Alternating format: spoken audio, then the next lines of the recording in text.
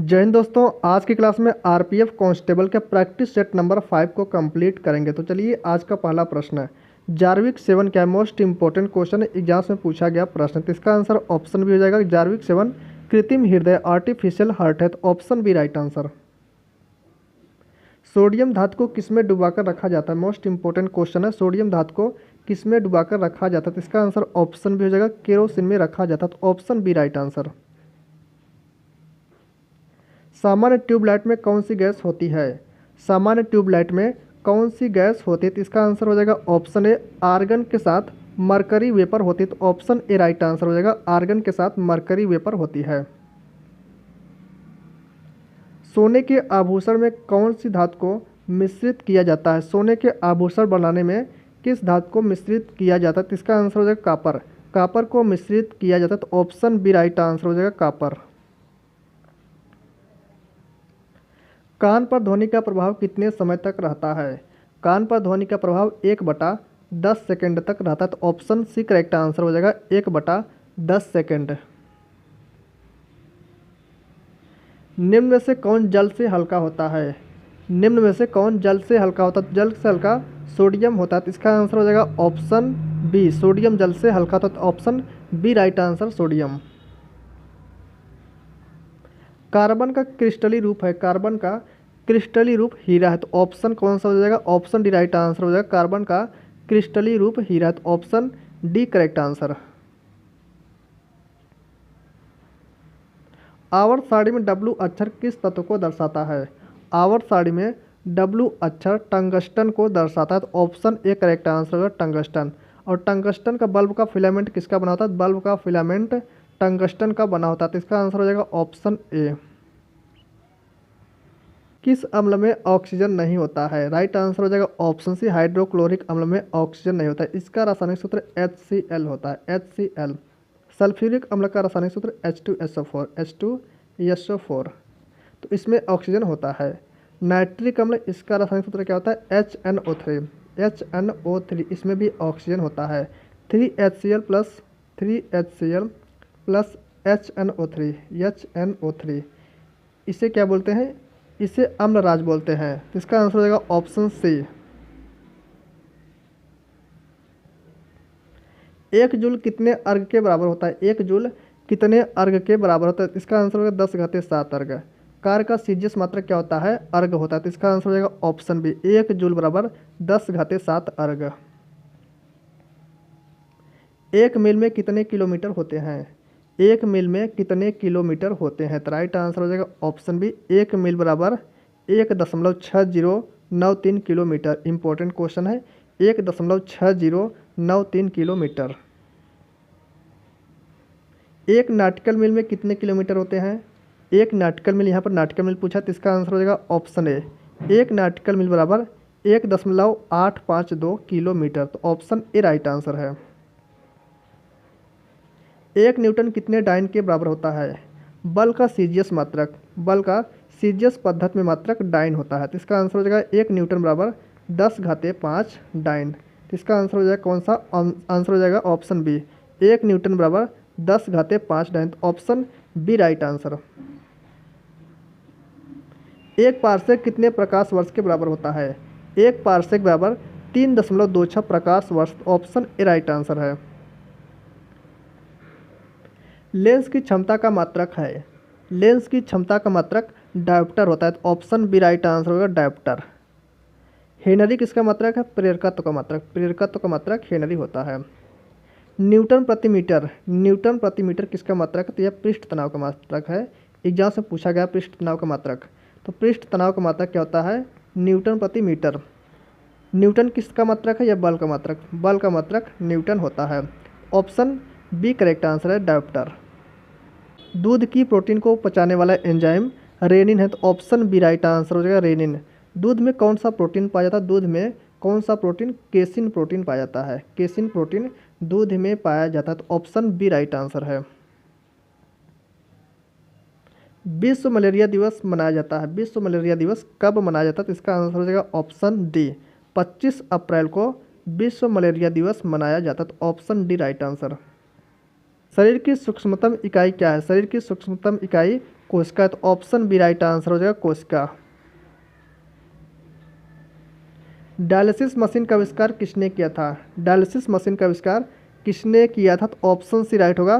कोल्फ ने dialysis machine का आविष्कार किया था, तो option C right answer. Bharat का सबसे बड़ा बैंक है, भारत का सबसे बड़ा bank RBI reserve bank of India है। तो इसका आंसर हो जाएगा ऑप्शन है भारतीय रिजर्व बैंक। आरबीआई का राष्ट्रीयकरण कब किया गया?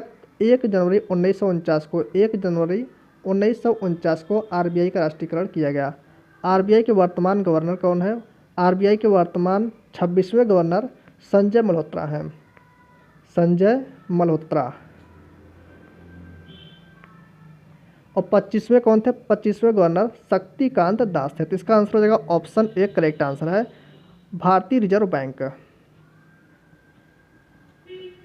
भारत में सिक्के जारी करने के लिए कौन अधिकृत है? भारत में सिक्के जारी करने के लिए कौन अधिकृत है? इसका आंसर हो जाएगा ऑप्शन बी वित्त मंत्रालय। तो ऑप्शन बी राइट आंसर।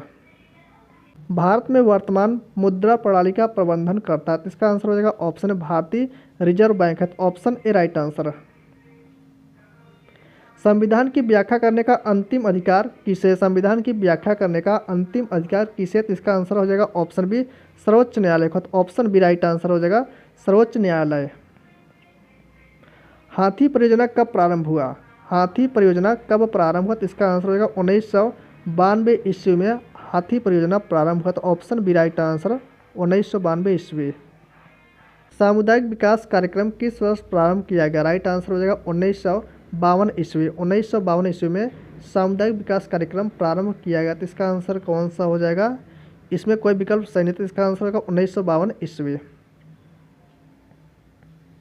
मैं एक क्रांतिकारी के रूप में कार्य करता हूँ का नारा किसने दिया? इंपॉर्टेंट क्वेश्चन, तो इसका आंसर हो जाएगा ऑप्शन बी जवाहरलाल नेहरू ने दिया, तो ऑप्शन बी राइट आंसर।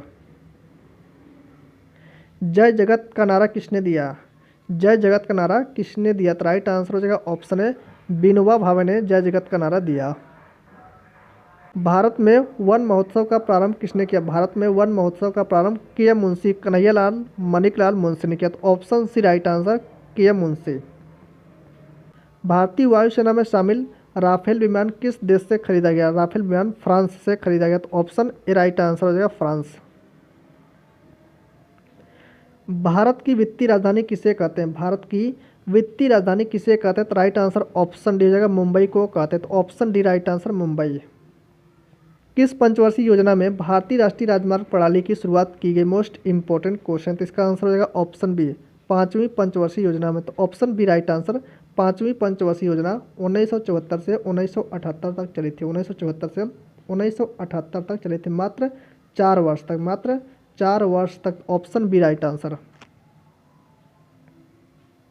किस पंचवर्षीय योजना में समन्वित ग्रामीण विकास कार्यक्रम को शुरू किया गया? समन्वित ग्रामीण विकास कार्यक्रम को शुरू किया गया, तो इसका आंसर हो जाएगा ऑप्शन डी 6वीं पंचवर्षीय योजना, तो ऑप्शन डी राइट आंसर। इसकी अवधि क्या है? इसकी अवधि 1980 से 1985 तक, 1980 से 1985 तक 6वीं पंचवर्षीय योजना की अवधि है, तो ऑप्शन डी राइट आंसर। किस वर्ष में के बिरला फाउंडेशन द्वारा ब्याज सम्मान स्थापित किया गया? राइट आंसर हो जाएगा ऑप्शन डी 1991 ईस्वी में, तो option D right answer. Bharat के पहले मुख्य चुनाव आयुक्त कौन थे? भारत के पहले मुख्य चुनाव आयुक्त सुकुमार सेन थे, तो ऑप्शन डी राइट आंसर हो जाएगा सुकुमार सेन। मंदिर निर्माण कला का जन्म सर्वप्रथम कब हुआ? मंदिर निर्माण कला का जन्म सर्वप्रथम गुप्त काल में हुआ, ऑप्शन बी राइट आंसर गुप्त काल। भारत में स्थित चुलिया जलप्रपात किस नदी पर स्थित है? इसका आंसर हो जाएगा ऑप्शन ए चंबल नदी पर स्थित है। राज्य की बात करें तो राजस्थान में स्थित है, राजस्थान में स्थित है, तो option A right answer. Mohammad Ghori का सर्वाधिक महत्वपूर्ण भारतीय आक्रमण था? मोहम्मद गोरी का सर्वाधिक महत्वपूर्ण भारतीय आक्रमण तराइन का द्वितीय युद्ध था, तो option C right answer. Tarain का प्रथम युद्ध 1191 ईस्वी में 1191 ईस्वी में पृथ्वीराज चौहान वर्सेज मोहम्मद गोरी के बीच हुआ था, जिसमें पृथ्वीराज चौहान की विजय हुई थी।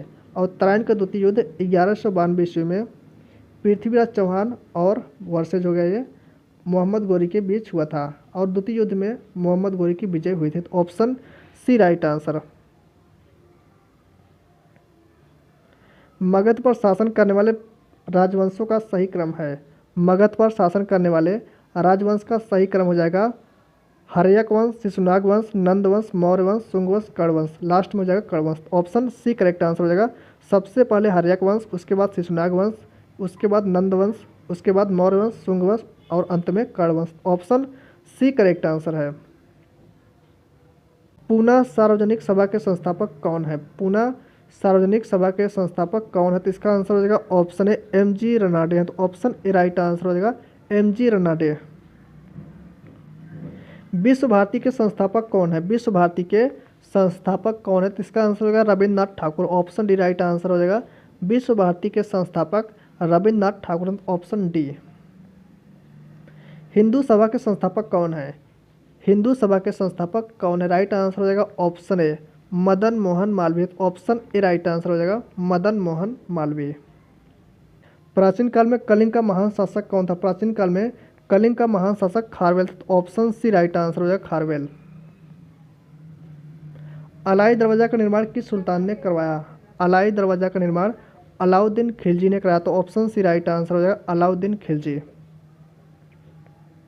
मुंबई में प्रार्थना समाज की स्थापना किस वर्ष की गई? राइट आंसर हो जाएगा ऑप्शन डी 1867 ईस्वी में आत्माराम पांडुरंग के द्वारा मुंबई में प्रार्थना समाज की स्थापना की गई। तो option D correct answer. Shri गुरु गोविंद सिंह जी ने खालसा पंथ की स्थापना की थी, कब की थी? 1699 ईस्वी में की। तो ऑप्शन डी राइट आंसर। गुरु गोविंद सिंह सिखों के 10वें गुरु थे। इसका आंसर हो जाएगा ऑप्शन डी।